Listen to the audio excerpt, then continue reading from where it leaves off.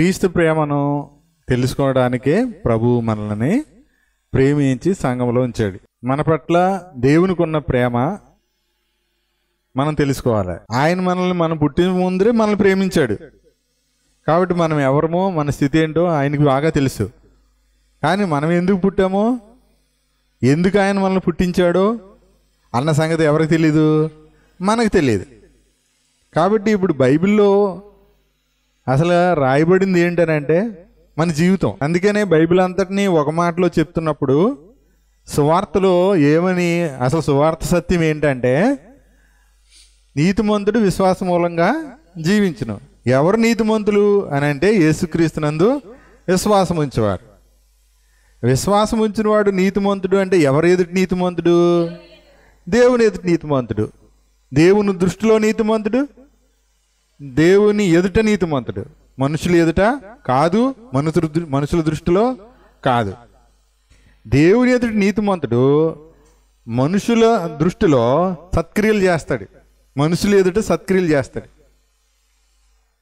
అందుకనే మత్తయి సువార్త 5వ అధ్యాయంలో యేసు ప్రభు ఏం చెప్పాడంటే చూడండి 16వ వచనం, మనుషులు మీ సత్క్రియలను చూసి అన్నాడు. అది పరలోకమందున్న మీ తండ్రిని మహిమపరచునట్లు వారి ఎదుట మీ వెలుగు ప్రకాశం. మీ వెలుగు అంటే అర్థం ఏంటంటే సత్క్రియలు చెయ్యండి అని అర్థం. సత్క్రియలు వెలుగుగా ప్రకాశిస్తాయి. కాబట్టి యోహాను సువార్తలో 3:16లో దేవుని ప్రేమ గురించి రాయబడింది కదా. ఆ ముందు వచనాలు అన్నిట్లో ఏముంది తెలుసా? వెలుగు, నిజమైన వెలుగు. వెలుగు గురించి రాయబడింది. వెలుగు అంటే జ్ఞానం అన్నమాట. వెలుగు అంటే క్రీస్తు అని అర్థం. వెలుగు అంటే మనకు జ్ఞానం కలిగించేవాడు. ఇప్పుడు ఎలాగ వెలుగుని ఎలా అర్థం చేసుకుంటావు? వెలుగు మంచితనంతో కూడా చెప్పాడు. కానీ వెలుగును నిజమైన వెలుగు అని అంటున్నాడు, సత్యమైన వెలుగు అని అంటున్నాడు. ఈ నిజమైన వెలుగు, సత్యమైన వెలుగు గురించి మనం తెలుసుకోవాలంటే యేసు ప్రభు ఎలా వెలుగో తెలుసుకోవాలి. ఇప్పుడు మనకి ఏదైనా కనబడాలంటే వెలుగులో కనబడుతుందా, స్పష్టంగా చీకటిలో కనబడుతుందా? వెలుగులోనే కనబడుతుంది కదా. ఇప్పుడు మనం చేసే మంచి పనులు, చెడ్డ పనులు వెలుగులో కనబడతాయి, చీకటిలో కనబడతాయా? ఇందాక మనం చదువుకున్నాం, మనుషులు తమ క్రియలు దుష్క్రియలుగా కనబడకుండా ఉండడం కొరకే వెలుగు దగ్గరికి రారన్నాడు. అవునా? ఏ మనుషుడైతే తన క్రియలు దేవుని మూలంగా చేయబడినవి అని నమ్ముతాడో, ఎరుగుతాడో, ఆ మనుషుడు ఏం చేస్తాడు? వెలుగు దగ్గరికి వచ్చేస్తాడు. కనుక ఇప్పుడు లోకంలో వెలుగుందా? లోకంలో వెలుగుందా? లేదు. మరి ఎక్కడుంది వెలుగు? క్రీస్తులో ఉంది. సంఘం అంటే లోకం కాదు కదా, సంఘం అంటే క్రీస్తు. మరి లోకంలో సంఘం ఉంది కానీ సంఘంలో లోకం ఉండకూడదు. లోకంలోనే సంఘం ఉంది. అందుకని సంఘం ఉన్న లోకాన్ని దేవుడు ప్రేమించాడు. ప్రేమించింది లోకాన్ని ప్రేమించాడా, లోకములో తనను విశ్వసించిన వారిని ప్రేమించాడా అని అంటే క్రీస్తునందు జగత్తు పునాది వేయబడక మునిపే ప్రేమించింది సంఘాన్నే కానీ లోకాన్ని కాదు. అప్పుడు నిన్ను ప్రేమించాడు అని నీకు ఎప్పుడు అర్థమవుతుంది? మనకు ఎప్పుడు అర్థమవుద్ది ఆయన మనల్ని ప్రేమించాడని? ఆయన నమ్ముకొని క్షమాపణ పొంది ఆయన సంఘంలోకి వచ్చాకే ఆయన ప్రేమ మనకు తెలుస్తుంది. కాదంటారా? ఎప్పుడు తెలిసింది మీకు ఆయన మిమ్మల్ని ప్రేమిస్తున్నాడని? మీరు యేసు ప్రభు సువార్త నమ్మిన తర్వాతే కదా. అంటే మీరు నిజమైన వెలుగులోకి వచ్చారనమాట. ఏంటి? మరి లోకంలో ఉన్నది నిజమైన వెలుగు కాదా? అది వెలుగు కాదు. సూర్యుని వెలుగు లేకపోతే మన కరెంటు బల్బు వెలుగు, ఇది వెలుగు. ఈ వెలుగు నిజమైన వెలుగు కాదు. ఎందుకు? సూర్యుడు అస్తమిస్తే ఆ వెలుగు రాదు, చీకటి వచ్చేస్తుంది కదా. కరెంటు పోతే ఇది చీకటి అయిపోతుంది. మనం కళ్ళు మూస్తే చీకటి, కళ్ళు తెరిస్తే వెలుగు. కళ్ళు పోతే, మనం చచ్చిపోతే అప్పుడు కూడా చీకటేనా? చచ్చిపోతే మన చీకటి వారము కాదు అన్నాడు. అప్పుడు మనము నిజమైన వెలుగులోకి వెళ్ళిపోతాం. అంటే నిజమైన వెలుగులోకి మనం వెళ్తాము అని అంటే యేసుక్రీస్తులో పాలివారం అయిపోతాం, క్రీస్తు స్వారూప్యంలోకి వెళ్ళిపోతాం, క్రీస్తులో ఏకమైపోతాం. ఇక మనము వేరుగా మనకు ఊహలు, మనకు ఆలోచనలు, మన ప్రణాళికలు, మన ప్లాన్స్ ఏమి ఉండవు ఇక. ఎందుకంటే మనకి ఈ దేహంతో పని లేదు కాబట్టి. ఈ దేహం ఉన్నంతసేపు ఈ అవసరాలు ఉంటాయి, ఈ దేహం ఉన్నంతసేపు దాహం ఉంటుంది, ఆకలి ఉంటుంది, అవసరాలు ఉంటాయి కదా. దేవునికి పక్షపాతం ఉందా? లేదు. అది నువ్వు ఎరిగితే ఈయన ఇలా చెప్తున్నాడు అని అనుకుంటే పొరపాటు. అందుకనే వాక్యంలో ఏం చెప్పాడంటే మీరు పని చేసి మీ ఆహారం సంపాదించుకోవాలని చెప్పాడు. ఏంటి? ఆహారం సొంతంగా సంపాదించుకోవాలి. అవునా కదా? తెస్సలోనికైలకు రాసిన 2వ పత్రిక 3వ అధ్యాయంలో 10వ వచనం చదువుదాం. మరియు మేము మీ వద్ద ఉన్నప్పుడు ఎవడైనను పని చేయని వాళ్ళని ఎడల వాడు భోజనం చేయకూడదని మీకు ఆజ్ఞాపించితిమి కదా అన్నాడు. ఎందుకు ఆజ్ఞాపించాడంట?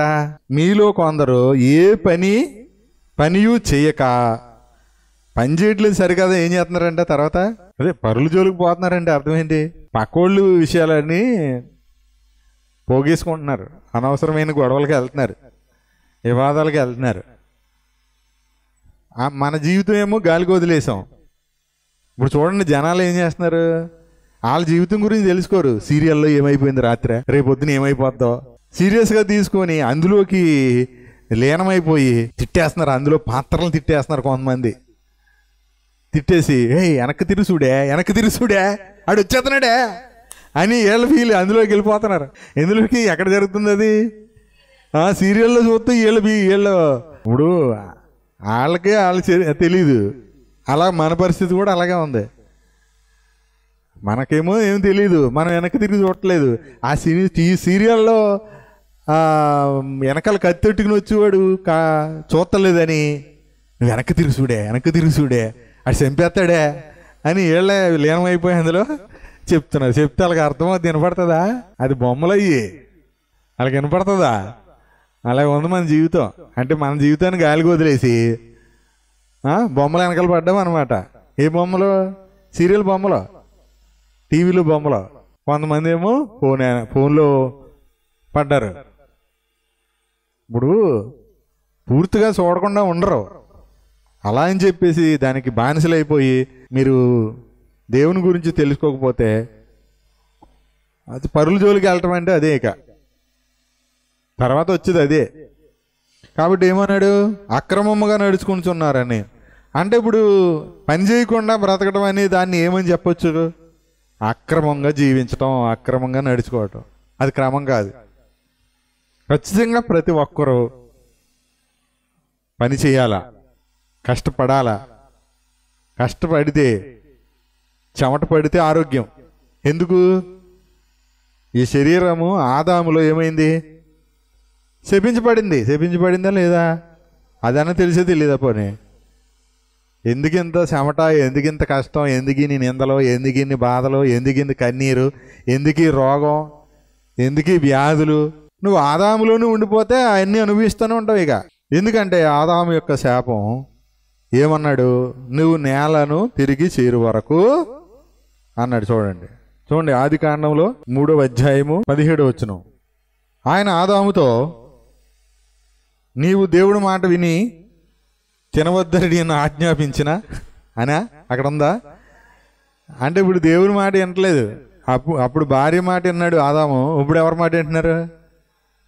భార్యల మాటలు, భర్తల మాటలు, అత్తల మాటలు, స్నేహితుల మాటలు. అవునా? యవనస్తులు అయితే బాయ్ ఫ్రెండ్ మాటలు, గర్ల్ ఫ్రెండ్ మాటలు వింటున్నారు. ఎందుకు చెప్తారు? పౌలు అంటాడు, మీరు నా పిల్లలని, మీకు సిగ్గు రావాలని, మీకు బుద్ధి కలగాలని, మీకు బోధ కలగాలని, మీకు జ్ఞానం కలగాలని, మీకు మేలు కలగాలని చెప్తున్నాను అంటాడు. అవునా? ఎవరు చెప్తారు? మన మేలు కోరేవాళ్ళే మనకు మనల్ని హెచ్చరిస్తారు, మనల్ని సరి చేస్తారు. ఇప్పుడు మనతో పని లేని వాళ్ళు మనకి ఎందుకు చెప్తారు చెప్పండి? కానీ లోకంలో కొన్నిసార్లు కొన్ని చెప్తూ ఉంటారు. ఏంటి చెప్పండి? ఎవరికన్నా బండి నడిపే వాళ్ళు తెలుస్తుంది. ఇప్పుడు సైడ్ స్టాండ్ మనం తీయకుండా వెళ్ళిపోతున్నాం అనుకో, చెప్తారు చెప్పరా? ఎందుకంటే మనం పడిపోతాం, లేకపోతే మన వల్ల వెళ్ళి ఇంకొకరి మీద పడిపోతాం. ఎవరికొకటి దెబ్బ తగులుతుంది, వాళ్ళు పడిపోతే వాళ్ళకి ఇబ్బంది కలుగుతుంది అని అక్కడ కూడా వాళ్ళు ప్రేమించి చెప్తున్నట్ట లేకపోతే జాలి కలిగి చెప్తున్నట్ట? అది ప్రేమించి అంటారా? అది కూడా ప్రేమేనా ఏంటి? ఏమవుతుందో మీకు అని జాగ్రత్త చెప్తున్నారు అంతే. వాళ్ళు జస్ట్ హెచ్చరిక. బాబు మీరు స్టాండ్ తీయలేదని హెచ్చరిక చేస్తున్నారు వాళ్ళు చూసి ఉండలేక. అది ప్రేమ కాదు, జాలిపడి మీ మీద చెప్తున్నారు అంతే, కనికరపడి చెప్తున్నారు. నీవు నీ భార్య మాట విని తినవద్దని నేను ఆజ్ఞాపించిన వృక్షఫలములు తింటివి గనుక నీ నిమిత్తము నేల శపించబడింది. ఇప్పుడు చూడండి, అసలు ఎందుకు మనం పని చేయాల్సి వస్తుంది కష్టపడి? ఆదాములకి చెమట పట్టే పని ఏమి లేదు వాస్తవానికి. ఆదాము చేసిన అవిధేయతను బట్టి, ఆదాము చేసిన పాపాన్ని బట్టి ఏమి శపించబడింది? నేల తప్పు చేసిందా? ఈ భూమిని పరిపాలించి ఏలికగా ఉండాల్సిన ఆదాము తప్పు చేసినందుకు ఆదాము నిలబడిన నేల శపించబడిపోయింది. నోటీస్ చేశారు మీరు ఎప్పుడన్నా? ఎందుకు దీంట్లో ముండ్ల పొదలు ఉన్నాయి? ముండ్ల పొదలు చూసినప్పుడు మీరు ఏం తెలుసుకోవాలి? ఏ జ్ఞానం తెలుసుకోవాలి? బాబు మా పితరుడు ఆదాము చేసిన తప్పు వల్ల ముళ్ళ పొదలు వచ్చినాయి అనుకోవాలి మనం. ముళ్ళు గుచ్చుకున్నప్పుడల్లా, ఆదామా నువ్వు చేసిన అవిధేయతను బట్టి నాకు ఈరోజు ముళ్ళు గుచ్చుకుంది బాబు. భూమి మీద అంతకుముందు ముళ్ళ పొదలు లేవంట. ఎందుకంటే మన అందరికంటే మంచోడే ఆదాము. మనం అనుకుంటాం ఆదాము బుద్ధి లేదు అని అనకండి. ఎవరికి బుద్ధి లేదు? మనకు లేదు బుద్ధి. ఎందుకు? ఆదాముకి ఇలాగ ఎవరన్నా చెప్పేవాళ్ళు ఉన్నారా? ఇంకొక ఆదాము లేడు కదా బాబు, నీకంటే ముందు ఇంకో ఆదాము ఉండేవాడు. ఆ ఆదాము ఇలా చేసి చాలా బాధలు తెచ్చుకున్నాడు అని చెప్పడానికి ఇంకొక ఆదాము గురించి లేదు కదా. అందుకంటే మనకంటే మంచోడు ఆదాము, అవునా కదా? మనకు ఆల్రెడీ ఒక్క ఆదాము కాదు, చాలా మంది ఆదాములు ఉన్నారు. మన తాతలు ముత్తాతలు వీళ్ళందరూ ఉన్నారు మన ముందర. వాళ్ళు సాధించింది లేదు, ఏమి లేదు, ఎరగదీసింది ఏమి లేదు. ఎరగండి దయచేసి. చూడండి, ప్రయాసముతోనే నీవు బ్రతుకు దినములన్నీయు దాని పంట తిందువు, అది ముండ్ల తుప్పలను గచ్చపొదలను నీకు మొలిపించును. పొలములోని పంట తిందువు, నీవు నేలకు తిరిగి చేరు వరకు నీ ముఖపు చెమట కార్చి ఆహారము తిందువు. ఏలయనగా నేల నుండి నీవు తీయబడితివి, నీవు మన్నే గనక తిరిగి మన్నైపోదు అని చెప్పిను. ఇది ఈ శరీరంలో చచ్చిపోయే వరకు పోదు. అందుకనే ఆదాములో ఉండిపోతే ఈ పాత సృష్టిలో ఈ ముండ్ల పొదలు, ఈ గచ్చ తీగలు, ఈ చెమట అంటే ఈ వ్యాధులు, రోగం, ఈ కష్టాలు, ఈ కన్నీళ్ళు, ఇవన్నీ ఆదాములో ఉండిపోతాయి. కానీ ఇందాక మనం చదువుకున్నాం కదా, ప్రభువుని జ్ఞాపం చేసుకున్నప్పుడు ఏం చదువుకున్నాం?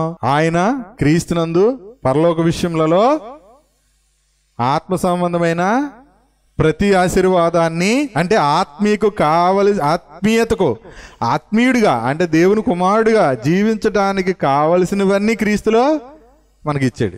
ఆదాములాగా నేలకి తిరిగే వరకు చెమట కార్చి శాపాన్ని అనుభవించడానికి కాదు, నీవు భక్తిగా జీవించడానికి, జీవానికి భక్తికి కావలసిన వాటన్నిటినీ ఇచ్చేస్తున్నాడు. ఇచ్చేస్తున్నప్పుడు నీవు ఇక ఆదాము శాపాన్ని అనుభవించవు, క్రీస్తులో ఉన్న ఆశీర్వాదాన్ని అనుభవిస్తావు. అందుకని పేతురు గారు ఏమంటారంటే, మీరు ఆశీర్వాదమునకు వారసులగుటకు పిలువబడ్డారు కాబట్టి మీరు ఈడికి ప్రతికీడు చేయకండి, దూషణకు ప్రతిదూషణ చేయకుండా మీరు ఆశీర్వదించండి అంటాడు. మనం ఆశీర్వదించబడుతున్నాం కాబట్టి మనం ఏం చేయాలి? మనం ఆశీర్వదించాలి. ఒకసారి ఆ మాట చూడండి, పేతురు రాసిన మొదటి పత్రిక 3వ అధ్యాయము 8-9 వచనములు చూద్దాం. అంటే కుటుంబ జీవితం గురించి చెప్తూ వస్తున్నాడు. ఏంటి? ఆదాము అవ్వలు కదా వాళ్ళు, స్త్రీ పురుషులు సంఘంలో విశ్వాసులు, వాళ్ళు ఎలాగ ఉండాలి చెప్పాడు? తొదకు అన్నాడు. అంటే పైన ఏం చెప్పాడు? స్త్రీలారా పురుషులారా అని చెప్తూ వచ్చాడు కదా. తొదకు అంటే ఫైనల్గా మీరు ఏం చేస్తారు? తొదకండి ఏంటి? చివరగా ఫైనల్గా మీరందరూ ఏక మనస్కులై ఒకరి సుఖదుఖముల యందు ఒకరు పాలుపడి అన్నాడు. సంఘంలో ఏముండాలి? ఒకరు సుఖదుఖాల్లో ఒకరు పాలు పడడం అంటే ఏంటి? పాలు పంచుకోవటం. ఒకరు సుఖ దుఃఖాలు ఒకరు పంచుకోవాలి. పంచుకోవాలంటే చెప్పాలి వద్దా సంఘానికి? పోనీ ఎవరన్నా జారి పడిపోతే చెప్తారా? జారి పడిపోవడం అంటే విశ్వాసంలోంచి జారిపోయి ఇక్కడ పాపంలో పడిపోయారు, అది చెప్పవచ్చు అందరికనే? అది చెప్పకూడదు. దయచేసి గమనించండి. ఒకరు సుఖ దుఃఖములు యందు ఒకరు పాలుపడి అంటే మనము ఇప్పుడు ఎక్కువ మంది మన చుట్టూ ఉంటే ధైర్యంగా ఉంటామా? ఒంటరిగా ఉంటే ధైర్యంగా ఉంటామా? మనల్ని ప్రేమించేవారు ఎక్కువ మంది ఉంటే మరింత ధైర్యం కదా, అవునా కదా? మరి సంఘంలో చేరి ఇంకా ఒంటరి బతుకు దిక్కుమాల బతుకునట్టు బతుకుతారు ఎందుకు? ఇంకా అంటే సంఘానికి మీరు సంఘమేమో సెకండరీ చేసేస్తున్నారు. లేకపోతే సెకండరీ కూడా కాదు, ఎక్కడో 4th, 5th, 6th, 7th పెడతారు సంఘాన్ని. అంటే సంఘం కంటే ముందర మీరు సంఘాన్ని 7లో పెట్టారనుకోండి, అంటే సంఘం కంటే ముందర ఎన్ని ఉన్నాయి? మీకు 6 ఉన్నాయి. అందులో ముందు ఒకటి పెడతారు. ముందు డబ్బు పెట్టేశారు అనుకో, ఇంకా పోయినట్టే మీరు. తర్వాత పిల్లల్ని పెట్టేశారు, తర్వాత ఇల్లు పెట్టేశారు, తర్వాత ఏ టీవీ పెట్టేశారు, తర్వాత ఏ సీరియల్లో పెట్టేశారు, తర్వాత ఎక్కడో పెట్టారు ఏ సంఘాన్ని. మీకు ఏమైనా ప్రయోజనం ఉందా సంఘం వల్ల? సంఘమే మొదట మీరు పెట్టండి, అప్పుడు మిగిలినవన్నీ ఆటోమేటిక్గా మీరు హ్యాపీగా ఉంటారు. సంతోషంగా ఉండడానికి కారణం అది. ఈ మాట మీరు నమ్మండి. నమ్మిన వాళ్ళు దేవునికి స్తోత్రం చెప్పండి. మనం అందరము క్రీస్తు ప్రేమను బట్టి సంఘమును మొదటి స్థానంలో ఉంచుదుము గాక. ఆమేన్. ప్రతి వారము ప్రతి ప్రార్థనకు సమయానికి చేరువచ్చుదుము గాక. సరే చూడండి ఏమన్నాడు. దీన్ని ఏమన్నాడంటే సహోదర ప్రేమ. సహోదర ప్రేమ గలవారును కరుణా చిత్తులను వినయ మనస్కుల్ని ఉండుడి. ఉండుడి అంటే అర్థం ఏంటి ఇక్కడ? ఇప్పుడు సహోదర ప్రేమ, దీన్నే మనుషుల పట్ల విశ్వాసం అన్నాడు. పరిశుద్ధుల ఎడల విశ్వాసం అన్నాడు. సహోదర ప్రేమ అంటే ఏంటి? పరిశుద్ధుల ఎడల ప్రేమ. ఎవరు పరిశుద్ధులు? సంఘంలో ఉన్నవారు. ఎవరు సంఘంలో ఉన్నవారు? యేసుక్రీస్తునందు విశ్వాసం ఉంచి క్రీస్తు రక్తంలో కడగబడి దేవుని పిల్లలుగా చేయబడిన వారు, కుమారులు. రైట్. కాబట్టి వారు సహోదర ప్రేమ గలవారు. కరుణా చిత్తులు అంటే ఏంటి? చిత్తం అంటే మనసు, అంటే కరుణ గల మనసు అని. నేను సులభమైన భాషలో మీకు చదివి వినిపిస్తాను చూడండి. 3వ అధ్యాయము 8వ వచనం కదా. చివరకు చెప్పేది ఏంటంటే, మీరంతా కలిసిమెలిసి ఉంటూ దయా సానుభూతులతో పరస్పరం సహోదరుల వలె ప్రేమించుకుంటూ నమ్రత గలవారై జీవించండి అన్నాడు. కరుణా చిత్తులు అంటే ఏంటి? నమ్రత గలవారై జీవించండి అన్నాడు. దీని అర్థం కూడా మనకు తెలీదు. అక్కడేమో కరుణా చిత్తులై జీవించండి అన్నాడు, వినయ మనస్కులై ఉండండి అన్నాడు. కానీ ఇక్కడేమన్నాడు?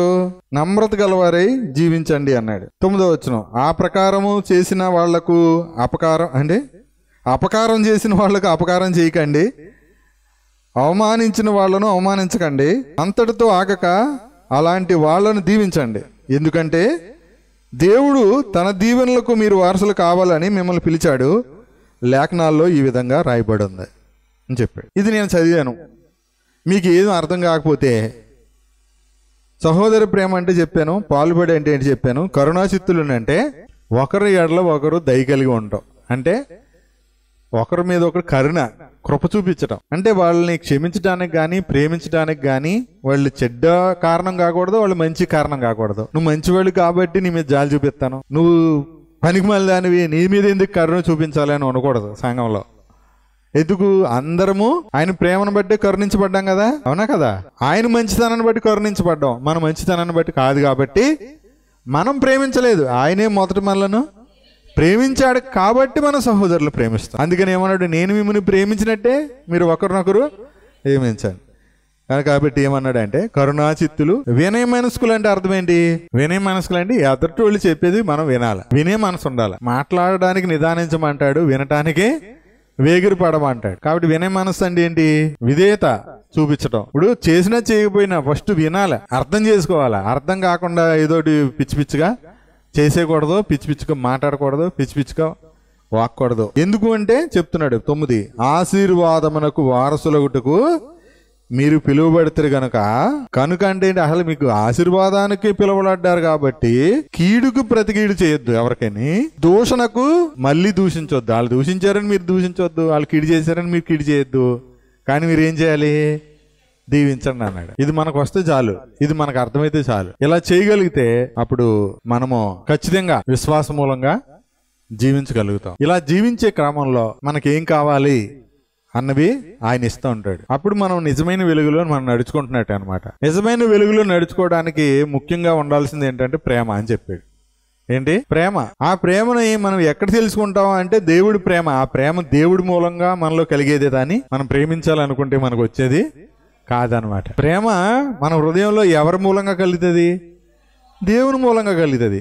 అందుకని ప్రేమించు ప్రతివాడు దేవుని మూలంగా పుట్టిన వాడై దేవుణ్ణి ఎరుగుతాడు అన్నాడు. అవునా? ఎవరు ఆశీర్వదిస్తారు అంటే ఎవరు దేవుని ప్రేమను ఎక్కువగా ఎరుగుతారో వాళ్ళే ఆశీర్వదిస్తారు. అందుకని మన జీవితం అంతా మనం పుట్టక ముందర తెలుసు, మనం పుట్టాక తెలుసు, మన బ్రతికంతా మనకు తెలుసు, మన ఆలోచన కూడా ఆయనకి తెలుసు, మన హృదయము ఆయనకు తెలుసు.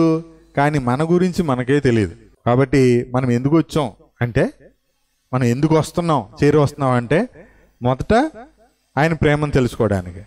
దాన్ని యోహాను ఏం రాశాడు అంటే చూడండి, యోహాను సువార్త 4వ అధ్యాయము 16వ వచనం. ఇప్పుడు 4:16 ఏముంది చూడండి. అది నా ఎడల దేవునికి ఉన్న ప్రేమను నేను ఎరిగి ఆ ప్రేమను నమ్ముకున్నా. నేను నమ్ముకున్నది ఏంటి అంటే ఫైనల్గా నాకు ఇప్పుడు తెలిసింది ఏంటంటే, గతంలో నాకు తెలియంది ఇప్పుడు బాగా నాకు అర్థమైంది ఏంటంటే, నేనంటే దేవుడికి ఎంత ప్రేమ ఉంది. అది ఎరిగి నమ్ముకుంటే నా నమ్మకం యథార్థంగా ఉంటుంది. నిజమైన నమ్మకం అది, నిజమైన విశ్వాసం అది. మిగిలినంతా డూప్లికేట్ కల్తీ. అందుకనే ఎందుకు ఈ క్రైస్తవం ఎలాగుందని నేను చాలా రోజుల నుంచి నలిగిపోతున్నాను. ఎక్కువ మోసమే జరుగుతుంది, ఎందుకు ఎక్కువ దోపిడీ జరుగుతుంది. ఏదో ఒక పేరుతో మనిషిని ఎదుటివాడిని మోసం చేస్తున్నాడు. మనము అలా కాదు. ఏదైతే సత్యం ఉందో, ఏదైతే నిజమైన వెలుగు ఉందో, ఏదైతే క్రీస్తు ప్రేమ ఉందో, ఏదైతే దేవుని ప్రేమ ఉందో దాన్ని తెలుసుకునే చెప్పాలి అంతే. అందుకని పౌలు కూడా ప్రార్థించమని రాత్రికి మన ప్రార్థన కూడికలో నేర్చుకున్నాం. ఏమని? తాను సువార్త చెప్పడానికి నిలబడినప్పుడల్లా తాను ఏం ప్రకటించాలో ఆ ప్రకటించవలసింది ధైర్యంగా ప్రకటించడానికి ఆయన వాక్శక్తి అనుగ్రహించబడినట్లుగా ప్రార్థన చేయండి అని చెప్పాడు. అందుకని నిజంగా మీతో దేవుడు మాట్లాడాలనుకుంటే మీరు ఏమని ప్రార్థన చేసుకురావాలి? నాయన మీ సేవకుడు నిలబడినప్పుడు ఆ మాటని ఏం మాట్లాడాలి? ఏ మాటలు మాట్లాడితే నా జీవితం కట్టబడుతుంది? ఏ మాటలు మాట్లాడితే నాకు మేలు జరుగుతుంది? ఏ మాటలు మాట్లాడితే నాకు సమాధానం దొరుకుద్ది? ఏ మాటలు నన్ను ఆదరిస్తాయి? ఏ మాటలు నన్ను సరిచేస్తాయో ఆ మాటలు మీరు అనుగ్రహించి మీ సేవకుడికి వాక్శక్తినివ్వండి. అంటే ఏంటి? తనలో ఏం పుడుతున్నాయో అది చెప్పకూడదు, ఏం మాట్లాడాలో అదే మీ సేవకుడికి ఇవ్వండి. చూడండి, ఎఫెసీయులకు రాసిన పత్రిక 6వ అధ్యాయము. ఇది ఆత్మ వలన చేసేటువంటి ప్రార్థన. 18 ఆత్మ వలన ప్రతి సమయమునందును ప్రతి విధమైన విజ్ఞాపనను చేయుచు ఆ విషయమై సమస్త పరిశుద్ధుల నిమిత్తము పూర్ణమైన పట్టుదలతో విజ్ఞాపన చేయొచ్చు మెలుగుగా ఉండుడి. అంటే ఇది ఎవరి కోసం చేసే విజ్ఞాపన? ఇది పరిశుద్ధుల కొరకు. ఓకేనా? సమస్త పరిశుద్ధులు. తర్వాత ఎవరి కోసం? 19 మరియు నేను దేని నిమిత్తం రాయిబారనే సంఖ్యల్లో ఉన్నానో ఆ సువార్త మర్మమును ధైర్యముగా తెలియజేయుటకు నేను నోరు తెరిచినప్పుడు దానిని గురించి నేను మాట్లాడవలసినట్టుగా, అంటే సువార్తను గురించి నేనేం మాట్లాడవలసినట్టుగా ధైర్యంతో మాట్లాడుటకై వాక్శక్తి నాకు అనుగ్రహించబడినట్లు నా నిమిత్తం పూర్ణమైన పట్టుదలతో విజ్ఞాపన చేయొచ్చు మెలకువ. అసలు ప్రార్థన చేయటం అనేది మెలకువ. ప్రార్థన చేయకుండా పడుకోవడం అనేది మత్తు, అది నిద్ర, అది చావుతో సమానం. ప్రార్థన చేసి పడుకున్నావంటే నువ్వు మెలకుగా ఉన్నావు అని అర్థం. అప్పుడు నువ్వు మెలకుగా ఉన్నా వెళ్ళిపోతావు, నిద్రపోతున్నా వెళ్ళిపోతావు. అలా అని చెప్పి వెళ్ళవని అంటలేదు. విశ్వాసం ఇచ్చిన నిత్య జీవం కలవాడవే కదా. ఎలాగ నిత్య జీవం కన్ఫర్మ్ అయిపోయిందని నువ్వు శుభ్రం కాళ్ళారు చెప్పి పడుకోమని కదా దాని అర్థం. నువ్వు విశ్వాసం ఉంచితే ఏం చేస్తావు? ఖచ్చితంగా ప్రార్థన చేసి అప్పుడు రెస్ట్ తీసుకుంటావు. శరీరానికి రెస్ట్ ఇస్తావు. ప్రార్థన చేయడం అనేది ఆత్మకు ప్రాణానికి విశ్రాంతినిస్తుంది. ఏంటి? మన ప్రాణానికి విశ్రాంతినిస్తుంది. కాబట్టి ఆయన చెప్తున్నాడు, ఒకటి సమస్త పరిశుద్ధుల నిమిత్తం పట్టుదలతో ప్రార్థన చేయాలి, విజ్ఞాపన చేయాలి. రెండవది ఏంటి? వాక్యం చెప్పే సేవకుడికి కొరకు కూడా అర్థం చేయాలి. అందులో ఏమని మీ సేవకుడికి ఆస్తిపాస్తులు ఇయ్యి, మీ సేవకుడు కారు ఇయ్యి, మీ సేవకుడికి అది కాదు. ఏమన్నాడు? సేవకుడి పని ఏంటో ఆ పని నిమిత్తం నువ్వు ప్రార్థన చేయి. అప్పుడు నీకు మేలు, అందరికీ మేలు జరుగుతుంది. అవునా? సువార్త ప్రకటించడానికి సేవకుడు నిలబడినప్పుడల్లా అది ఏం మాట్లాడాలి? ఎందుకే అదే కదా, ఏం మాట్లాడవలనో అది అలాగే మాట్లాడినట్లుగా ధైర్యంతో మాట్లాడాలి. మళ్ళా ఎవరికి మనుషులకి జడిసి పక్షపాతంతో అలా ఇలాగా మాట్లాడకూడదు. ధైర్యంతో మాట్లాడినట్లుగా ఏం చేయించాలి? వాక్శక్తి అనుగ్రహించబడినట్లుగా సేవకుడి నిమిత్తం చేయండి. అందుకని ప్రార్థనలో ముఖ్యంగా ఇద్దరు, అది ఒకటి దేవుని పట్ల విశ్వాసం కలిగిన వాళ్ళు ఖచ్చితంగా ముందు పరిశుద్ధులు అందరూ సమస్త పరిశుద్ధుల నిమిత్తం చేయాలి. రెండు, సేవకుల నిమిత్తం కూడా చేయండి. అప్పుడు మీ భక్తికి మీ జీవితానికి కావలసినవన్నీ దేవుడు ఇస్తాడు. ఇది అనుభవ జ్ఞానంలోంచి వస్తుంది. మీరు చేస్తున్నారంటే అనుభవ జ్ఞానం వస్తుంది. మీరు చేయకుండా ఎలా వస్తుంది?